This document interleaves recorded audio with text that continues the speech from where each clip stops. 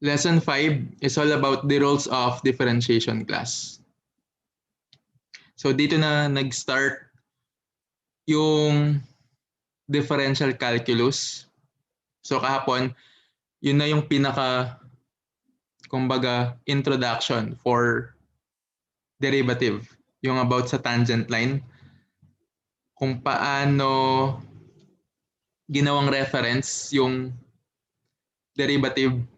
Diba yung derivative is the measure nung slope of a tangent line. Okay. So first, learning outcomes. So at the end of the lesson, the learner shall be able to apply the differentiation rules in computing the derivatives of algebraic, exponential, and trigo. Yan. Oh.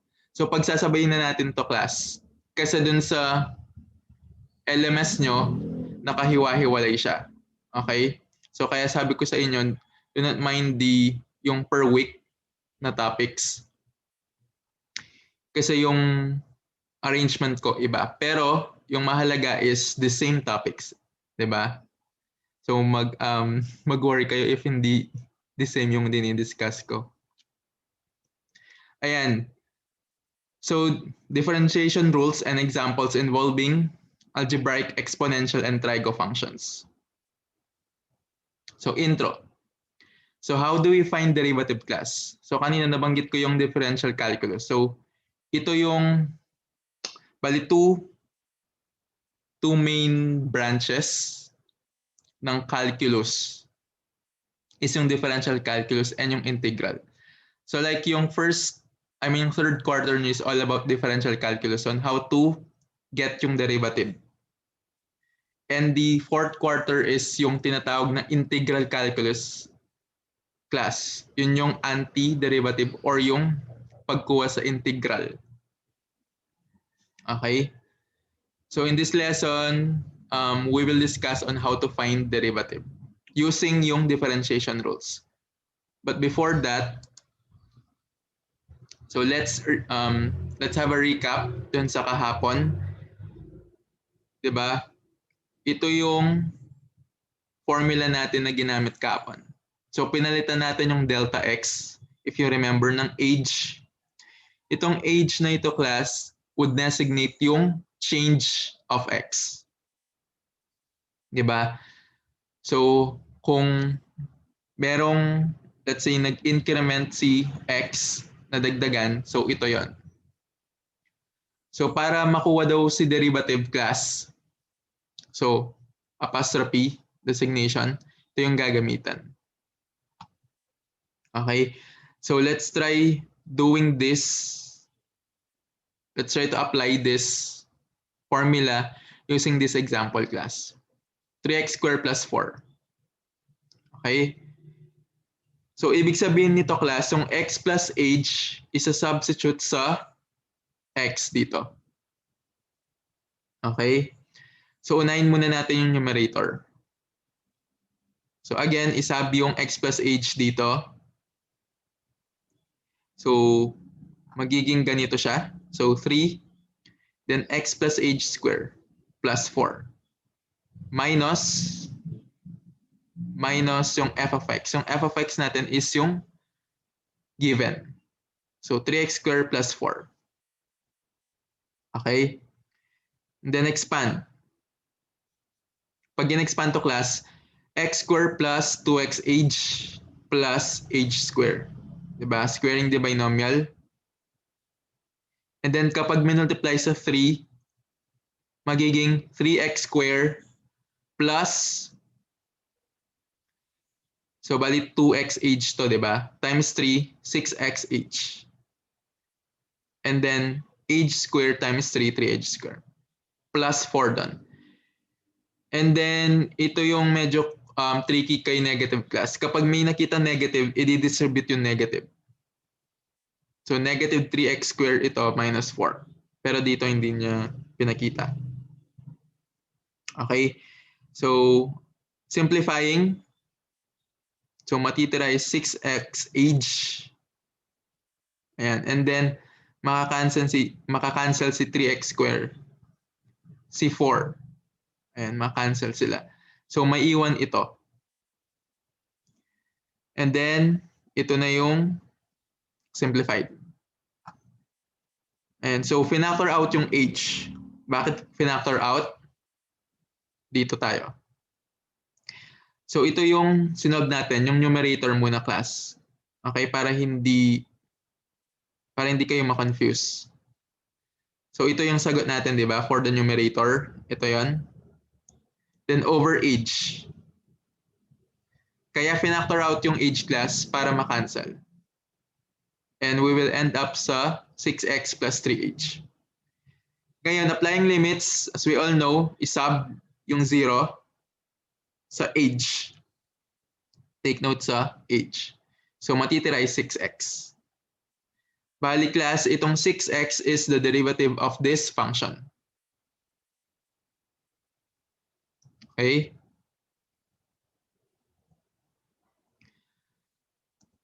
If you notice class, itong pagkuha natin sa derivative using this formula is quite time-consuming, di ba? So medyo mahaba siya. So thankfully class, meron tayong tinatawag na differentiation rules. So it's like, you can think of it as like a shortcut. Imbis na gagawin natin ito, so meron nang na-establish na rules, ibig sabihin na prove na pwede natin magamit to get the different derivative of a specific function. So first, we have the constant rule. So if we have a function which is equal to constant class, yung derivative nun is always equal to 0. Okay? So bakit? Diba, when we have a function, let's say y is equal to 1, paano ba i-graph yun? That is a horizontal line, di ba? Y is equal to 1. And ano ba yung slope ng isang horizontal line, class? Slope niya is equal to 0. Di ba? So therefore, kung slope niya is equal to 0, yung derivative is equal to the slope of the tangent line, di ba? So that is why derivative of a constant is equal to 0. So basta pag may nakitang pag constant na yan, sure na derivative is equal to 0. Like in these examples. So kung 10, 0. Negative square root of 3, 0. Kahit ano pang constant yan. So this is 5 pi. Still a constant. Okay? So yung pinakaunang rule. So how about yung second rule? Power rule. Ito naman class, ito yung pinaka, kumbaga, I can say na pinaka nagagamit na rule because this is the most simple or pinaka basic na rule natin. Kumbaga, so many functions na pwedeng makuha yung derivative na gamit itong rule na to. So might as well i-master itong power rule. Power rule, it means a function which has a power or exponent. So in this case, n yung exponent. So x raised to n yung mga function natin. Paano kunin yung derivative class? Simply bring down yung n. So it's like bring down the n. Kung naman yung n na yun. And then you will subtract 1 sa n or yung power niya. Okay, for example, if we have x cubed, derivative niya is 3x squared. So paano nangyari yun? Bring down yung 3 minus 1 sa exponent. 3x squared. Okay? So no need to solve for d. If you will use yung original na formula class, you will still arrive. This one, ito rin makukuha mo. Okay? So 3x squared. And then 1 over x squared. 1 over x squared class is So kailangan natin siyang i-convert into power para mas madali siyang isolve. So this is equal to x raised to negative 2 class. X raised to negative 2.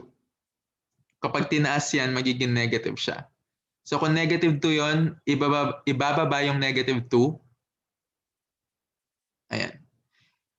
Kaya merong exponent doon na negative 2. Minus 1. So we have negative 3. Okay? So negative 2 over x cubed. Okay? Kasi para maging positive to, you can bring down. Pero pwede naman na ito. Kaya naka-or. Okay? And then this third one, ito radical square root of x. Kapag ganito class, so this is equal to x raised to 1/2. Kapag square root. Kapag cube root yan class, that is 1 over 3. Kapag 4 to, 1 over 4. Okay? So applying this power rule class, just bring down yung exponent 1/2, then minus 1 sa exponent. 1/2 minus 1 is negative 1/2. Okay? So in this case, pwede mong ibaba para maging positive. So kung binaba mo yan, magiging x raised to 1/2, di ba class? Kung x raised to 1/2, so parang pabaliktad. You can convert it into square root of x. Okay? So kindly master this rule. So bring down and then minus 1. How about constant multiple rule class? So this is just, kumbaga, if meron siyang kasamang constant, you will just multiply it. Okay? So k being the constant multiplied by a function, so derivative niya is k multiplied by the derivative of that particular function. Example, letter A. And so we have used power rule. Ngayon, kung power rule, i-multiply mo siya dun sa constant, 5. Diba, binring down mo yung 3 over 4. Ngayon, may constant siya, so isasama mo siya sa pag-multiply, yung 5. And then minus 1. So that will be 15 over 4. 3/4 minus 1 is negative 1/4. Okay? And then, this one, 1/3 cube root ng x.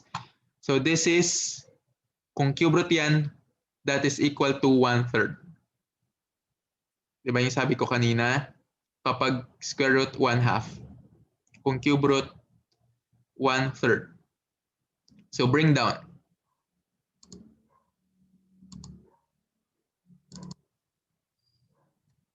Bring down yung 1/3. So kung may 1/3 doon, so i-multiply mo pa doon sa 1/3. Iba ito class doon na. So di ba may nag-bring down ka ng 1/3. So 1/3 times 1/3 and then minus 1. Okay? So 1/3 minus 1 is negative 2/3. Diba class? Negative 2/3 kasi minus 3 over 3. And then negative square root of 3x. So ito, kung x lang ito, it means raised to 1 yan class. So kung raised to 1, 1 minus 1, 0. And then x raised to 0 class is equal to 1. So kung 1 yan, the derivative natin is just yung mismong constant. Okay? Take note class, kapag merong ganito, kapag x lang yan, the numerical coefficient is the derivative. Like if you're given 5x, kung given ka ng 5x class, yung derivative ng 5x is 5. Kung ano man yung coefficient niya. Kung 6x yan, derivative niya is 6. Kasi ganito lang siya mag-end up, di ba? 1 minus 1, 0. And then x raised to 0 is 1. Okay, kapag x lang, kung x yan, so derivative niya is 1. Kasi numerical coefficient niya is 1. Okay, take note ha. Basta kung ano man, kapag x siya, yung coefficient yung derivative. Kapag sum rule class, ito class is a sum of functions. Actually, sum rule kasama din dito yung difference kapag minus. So this is just basically adding two functions. I-derive mo yung unang function and the second function. Actually, more than two pwede. So example number 4 class. So kung kukunin natin yung derivative ng f of x plus g of x, we are actually answering yung dito. Di ba nakuha na natin yung mga derivative nila class? Ni f of x, ito yon. Ni g of x, ito yon. Ni h of x, ito, yung derivative niya. So kung i-derive natin yung sum ng dalawa, you will just add yung plus sign, and then g of x tsaka h of x. So add. In this case, negative siya. So yung final answer dito is minus. Kasi plus minus is minus. Kung f of x tsaka h of x, f of x tsaka h of x, so itong dalawa class. Okay? And then kung minus naman yan, so the same class. Papalitan mo lang yung sign. Minus, ay from plus, magiging minus. From plus, magiging minus. Plus, magiging minus. Ngayon, mag-iiba lang yung final sign dito class. Plus, minus, magiging negative. Diba? Minus, minus, magiging plus ito. Minus, minus, magiging plus. Take note class ha. Yung marami nagkakamali sa negative. Or kapag ganito, kailangan palitan ng sign. Pag ganyang cases. Ito naman class, product rule. Product rule is kapag nag-differentiate or nagde-derive ng dalawang function class. For example, ito. So, ibig sabihin, 3x squared minus 4 multiplied by x squared minus 3x. Okay? So, ibig sabihin, product ng dalawang functions. So, paano natin diniderive kapag product? So, this is the rule. So, copy the first term to yung first term natin class, yung f of x.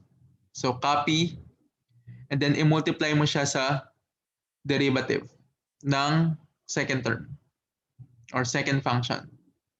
Plus, copy yung second term and then derivative nung first term. Okay? So, ganito yung pag-derive pag product class. Hindi siya kukunin yung derivative nito, i-multiply lang dun sa derivative nito. Hindi siya. Okay? So, example. If we have this example class, yan. So, find the derivative of this function. So, using this formula. So, copy the first term.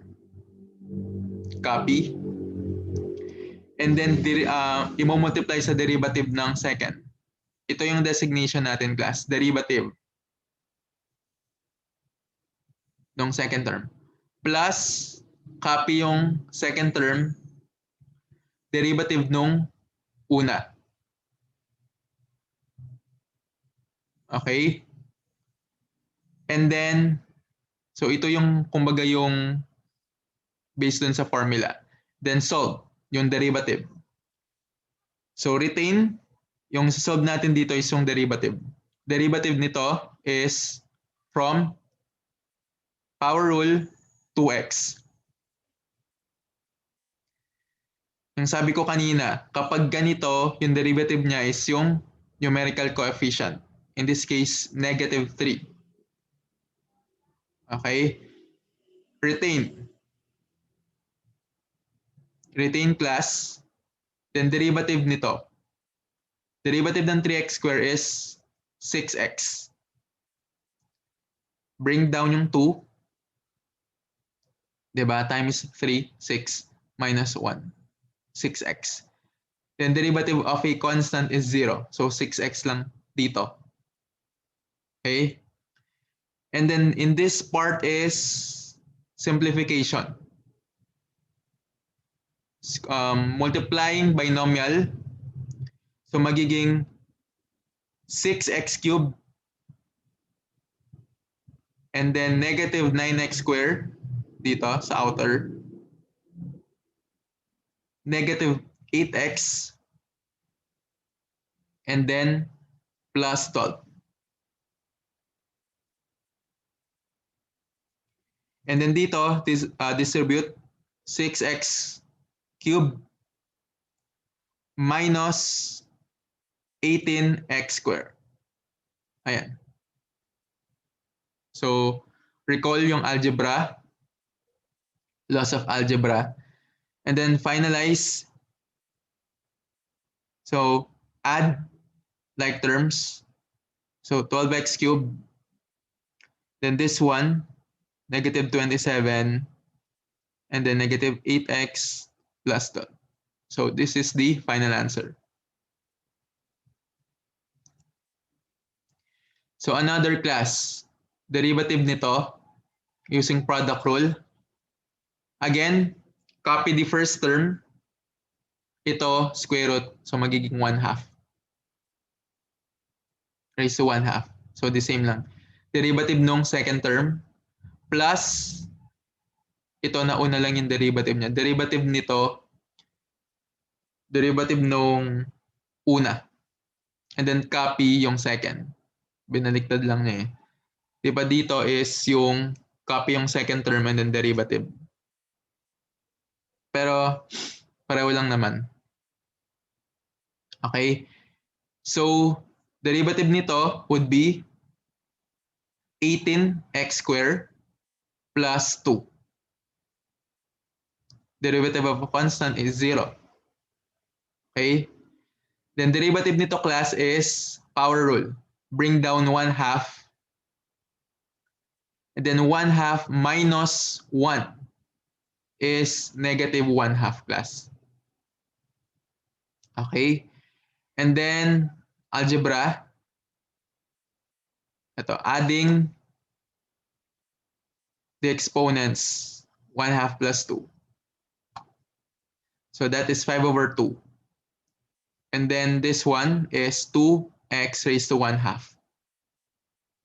Okay? The same way this, adding the exponents. 6/2. Kaya 5/2. Okay? So maging 6/2 doon, so 3. Then ito, negative 1/2 plus 6/2. Kaya 5/2. Then this one, magiging x raised to 1/2. Then this one, magiging negative 2x raised to negative 1/2. Then simplify. With 18, 3, the same terms. And then this one, the same. And then ito. Ito the same. So 3. And then retain. Kasi wala na siyang, ito lang siya. Yung negative 1/2, isang term lang. How about yung quotient rule class? Kung division of functions naman, paano diniderive? So we will use yung quotient rule. Bakit 5/2 class? Kasi 1/2 plus, okay na? Naka-unmute na, di ba? 1/2 plus 2. So that is 4/2 plus 1/2 class. Kaya 5/2. Okay? And then kapag quotient rule, ito yung fina-follow class. Kapag quotient, when we say quotient of functions, so ganito yung ayos niya. Merong numerator and denominator. Okay? So kapag quotient class, square yung denominator, square the denominator, and then copy sa numerator na to, copy the denominator, and then multiply sa derivative ng numerator. Take note kapag quotient rule, minus tayo. Copy the numerator and then multiplied by the derivative ng denominator. Okay, so let's apply. Ayan, sa quotient rule lang nawala. Okay. So, example ng quotient rule. Ito class. So kapag ganito, nakita nyo na ganito na quotient na siya, you will apply this. Siyempre, you will not apply product rule dito. Okay? Kasi nga, quotient. So kung quotient rule. So, sige, move on tayo dun sa rule. So from this rule, we will just follow it. So square the denominator class. Denominator nito is this one. So square. And then copy the denominator. Ito siya. Multiply sa derivative ng numerator. Derivative nito is 3. Okay? And then minus kapag quotient rule. Take note class ha. F of x, which is ito, yung numerator, and then multiply sa derivative ng denominator. Derivative ng denominator is 2x. Using yung power rule class. Kaya sinabi ko sa inyo na i-master nyo yung power rule. Kasi lagi siyang ginagamit. And then, so okay na, na-derive na, di ba? So you will just simplify your answer. So magiging 3x squared plus 12. And then magiging minus 6x squared. And then negative yan, kaya mapapalitan yung mga signs. Minus 10x. Then retain. Then simplifying, magiging 3 minus 6x squared. So negative 3x squared. So nauna dito yung 12 and then minus 10x minus 3x squared. Okay, then retain lang. No need, if you want to expand this, okay lang. So this is the final answer. So another example. Ito. So square the denominator. Ayan. Mas maganda if you will memorize the formula class or yung rules para hindi na, 'di ba? Pero syempre nakaano naman kayo online ngayon, you can always check the formulas. Pero mas maganda din na i-memorize nyo siya para direct na, 'di ba? Like in this case, so square the denominator and then sa numerator, copy the denominator, derivative ng numerator, minus copy the numerator, derivative ng denominator. Okay? And then, derive. Copy. Yung isa-solve mo dito, class, is yung derive. Yung derivative. No need to solve here kasi i-retain lang sila. Solve the derivative of this one. So, 4 times 2, so 8 minus 1 doon. So, x cubed.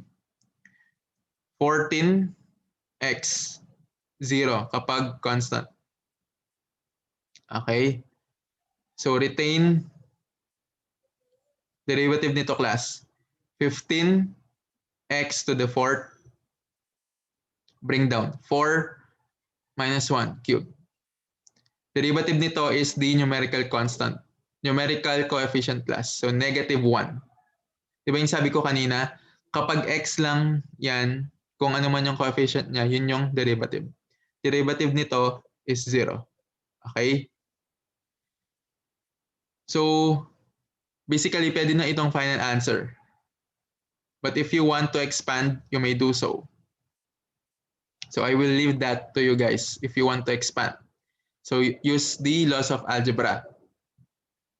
Pero actually, since 4 terms ito, kaya hindi na niya pinakita siguro. Kasi sobrang haba pala ng solution nito. 3 terms. And then you will multiply each.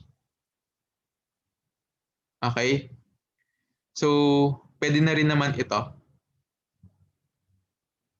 Okay? Basta yung answer class is yung na-derive na. Ito, hindi pa pwedeng answer ito. Okay? Okay, so let's move on. So itong na-discuss natin class is deriving algebraic functions. Diba? Mga terms. Mga variables. In this next, so we have yung trigo. Yung sine, cosine, tangent. So you can see. So meron din silang corresponding derivative class. Okay? So fortunately, hindi nyo na sila kailangan kuhanin pa. So meron na silang corresponding derivative. So derivative ng sine x class is cosine x. Derivative ng cosine x is negative sine x. Derivative ng tangent x is secant square x. So class, this is rule. So as it is, so ito yung mga derivative nila. Cotangent is negative cosecant square x. Derivative ng secant x is secant tangent. And then cosecant is negative cosecant cotangent.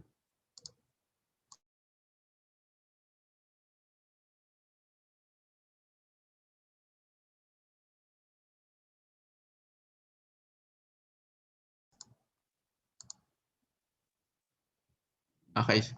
So, example. In this function. So, mga given functions natin class is trigo na. So, first example, secant x plus 3 cosecant x. So, derivative ng secant x from this formula is secant x tangent x. Kaya ito siya. Okay? Plus constant 3 multiply sa derivative ng cosecant x negative cosecant cotangent x. Okay? And then, magiging final answer is secant x tangent x minus 3 cosecant x cotangent x. Okay? So, ito yung derivative niya. So, next. This one. So, we have x squared sine x. Take note class, x squared multiplied by sine x.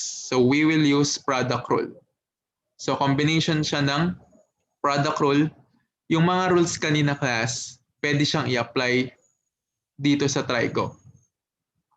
These are just functions involving also trigo functions. So, product rule. So, copy yung first and then derivative ng sine x is cosine x. In here class, derivative ng sine x is cosine x. Kaya napalitan nun. Plus, di ba sa product rule, copy sine x, derivative ng x square is 2x. Okay? And then this one. This one is also product rule. Pero nilabas na yung negative 3. So, ang ipaproduct natin is yung x cosine x. So x, copy. Derivative ng cosine x is,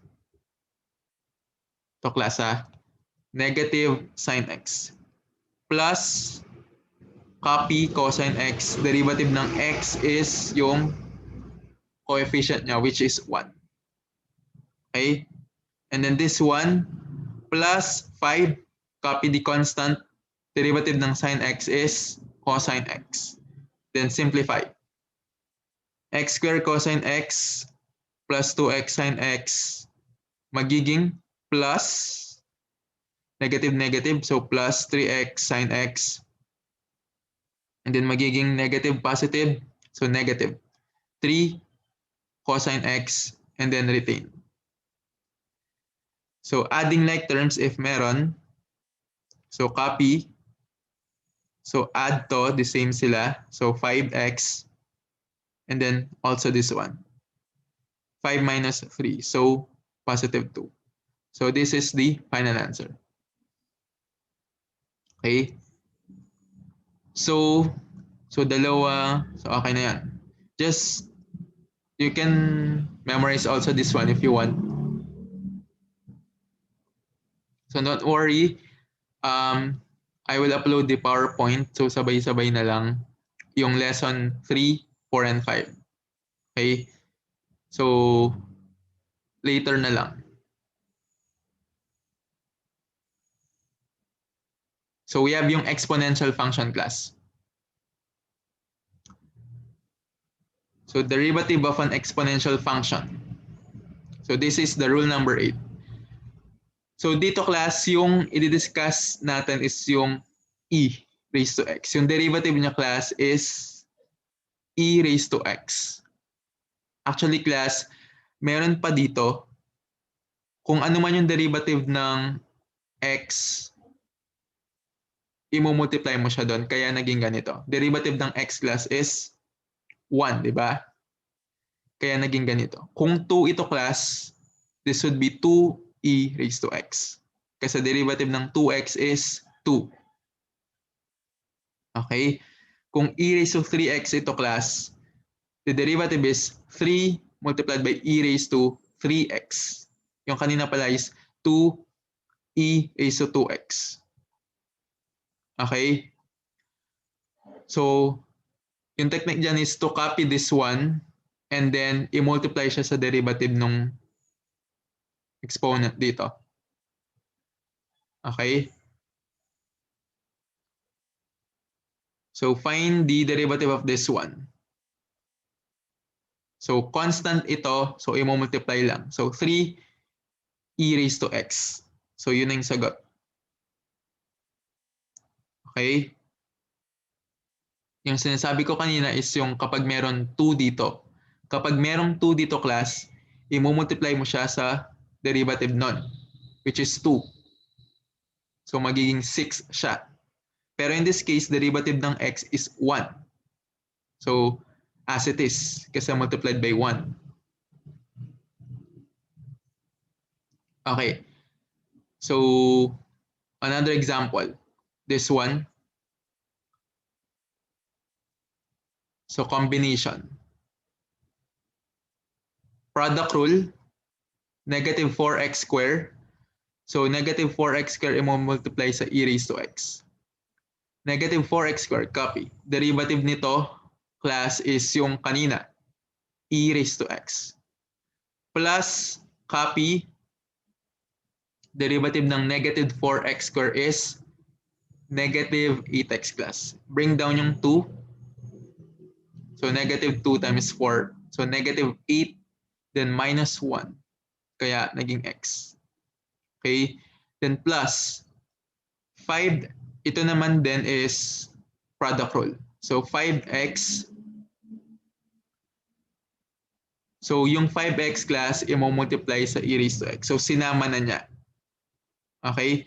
So pwede rin naman na ihiwalay mo yung constant and then ito yung i-product rule mo. Okay, so dito, sinama na niya yung 5x. Sinama niya yung 5x. Sinama niya yung 5 dun sa x. So 5x multiplied by e raised to x, bale. So product rule. Copy 5x. derivative ng e raised to x is e raised to x plus e raised to x, and then derivative ng 5x is 5. Okay? And then this one is minus 10 e raised to x as it is. Okay? Then simplifying, multiply. So ito yon. And then minus 8x e raised to x. 5x e raised to x. So 5 minus 8 is negative 3. Diba magiging the same sila class ng terms x e raised to x, negative 8 ito, plus 5. And then this one, 5 e raised to x minus 10. So the same sila. 5 minus 10 is negative 5. So this is the answer. Another. So exponential with trigo. Product rule again. Copy yung first term, derivative ng sine x, if you remember, cosine x. Plus, copy yung second, sine x, derivative ng e raised to x is e raised to x. Minus. So dito class, iniwalay niya yung constant. So pwede naman yun. Or pwede mong ito ipagsama and then i-multiply doon. So in this case, hiniwalay niya muna. Okay lang yun. So yung i-multiply natin is e raised to x cosine x. So product rule. E raised to x. Derivative ng cosine x is negative sine x. Okay, yung kaninang formula class. Plus, copy yung cosine x and then derivative ng e raised to x is e raised to x pa rin. And then simplify. E raised to x cosine x, e raised to x sine x, and then ito distribute. Negative, negative, positive. Pagsama yung mga terms. Product naman yan, so pwedeng ipagdikit. So, e raised to x cosine x to, kaso multiply mo pa sa 3. Okay? So, nangyari dito, finactor out yung e raised to x.